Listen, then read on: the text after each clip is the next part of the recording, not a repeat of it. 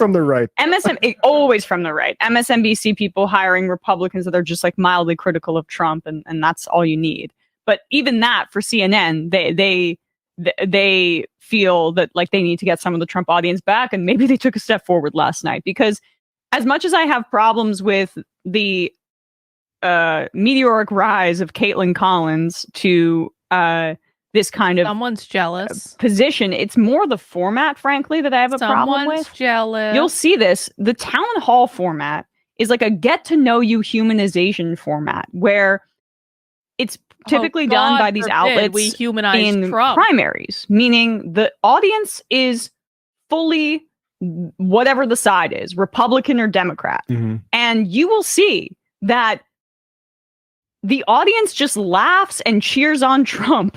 And that has because the effect of portraying to the people watching it that he has popular support behind those lies. Yeah, and CNN's aware that the audience is part of the product here. And it's not just... Donald Trump does have popular support behind what he said, at least with the people in that audience, because Donald Trump was hinged into reality when Caitlin Collins was not. An accident. It's you do this, and it is stated this way. You haven't seated it half with people who are very upset about, like, say, January 6th, for instance. Speaking of January 6th, that was part of the discussion last night. Here is the first clip we'll play for you. Trump was asked, this is at the start of the town hall, where Caitlin Collins was a little more aggressive about the election lies. And this was just a part of the many lies that he told last night. President Trump, thank you for your time here tonight. We got a great crowd here in New Hampshire, a lot of voters with a lot of questions about what your 2024 term would look like, what another Trump term would look like. We'll get to the voters shortly, but your poll showed that you were dominating the Republican race right now, but you were also under active federal investigation for trying to overturn the 2020 election results. Your first term ended with a deadly riot at the Capitol, and you still have not publicly acknowledged the 2020 election results. Why should Americans put you back in the White House? Because we did fantastically. We got 12 million more votes than we had in, as you know, in 2016. I actually say we did far better in that election. Got the most that anybody's ever gotten. But not the majority or the Electoral College. This isn't like in Mario Kart where you run against your previous best time.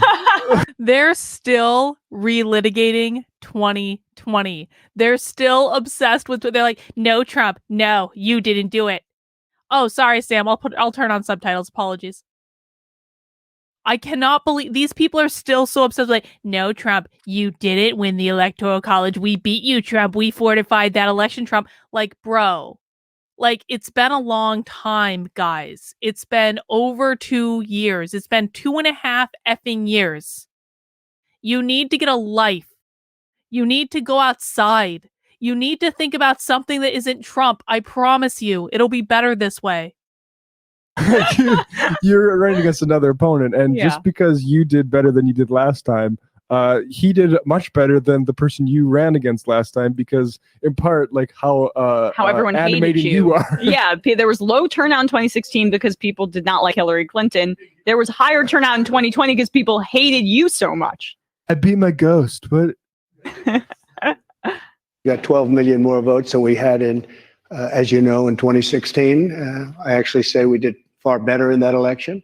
Got the most that anybody's ever gotten as a sitting president of the United States. I think that when you look at that result and when you look at what happened during that election, unless you're a very stupid person, you see what happens. A lot of the people, a lot of those people in this audience, and maybe a couple that don't, but most people understand what happened. That was a rigged election, and it's a shame that we had to go through it. It's very bad for our country. All over the world, they looked at it, and they saw exactly what everyone else saw. You look, even if you just look recently with the 51 intelligence agents, that made a 16-point difference. If you look at the FBI, if you look at the FBI and Twitter, they call it Twitter files, made a big difference. There we go. If you look at Mr. President, thanks, what you said there, though, it was not a rigged election. It was not a stolen election. You and your supporters lost more than 60 court cases on the election. It's been nearly 2.5 years. Can you publicly acknowledge that you did lose the 2020 election? Let me just go on. If you look at True the Vote, they found millions of votes on camera, on government camera. I gotta say, I really do have mad respect for Trump for not giving in to them on this, because they want him to admit he lost so badly. And Trump's just like, nope, not gonna do it. Fuck you, not gonna do it, never gonna do it. You can cry and plead and beg all you want. I won. I'm not saying I believe that, YouTube. Obviously, the 2020 election was perfect and Joe Biden was the obvious and clear winner. I'm just saying that that's what Trump is saying, because he is not bending the knee to their bullshit. And he has weathered a massive storm from both sides of this for 2 years, and he just refuses. And even I was like, at some point, like during last year, I was kind of like, Trump, can we just fucking let it go? Really? Can we just move on? I'm so sick of hearing about it. Can we just stop talking about the election? And I didn't understand why Trump was just like sticking to his guns on it. And now I really understand, because CNN and the entire left need him to admit he was wrong so badly. And I never want him to do it.